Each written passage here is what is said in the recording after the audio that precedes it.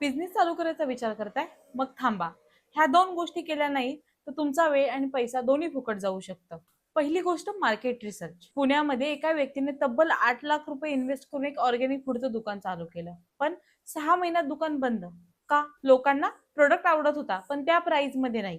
म्हणजे फक्त आयडिया चांगली हे पुरेसे नाही, लोक त्यासाठी पैसे द्यायला तयार आहेत का नाही हे चेक करणं गरजेचं आहे. दुसरी गोष्ट, आयडिया व्हॅलिडेशन.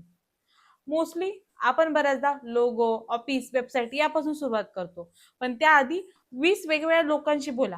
फ्रेंड किंवा फॅमिली नाही तर स्ट्रेंजरशी. त्यांना तुमची आयडिया सांगा आणि जमलं तर ऍडव्हान्स मागा. जर कोण ऍडव्हान्स द्यायला तयार झालं तर समजून घ्या तुमची आयडिया योग्य ट्रॅकवरती आहे. Number 3, revenue plan.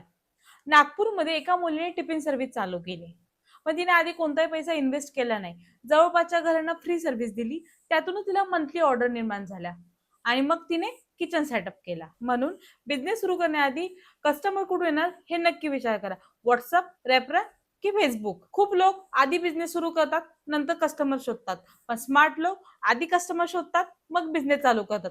तुम्ही कोणता बिझनेस चालू करणार आहात कमेंट मध्ये नक्की सांगा आणि अशाच टिप्ससाठी आजच फॉलो करा.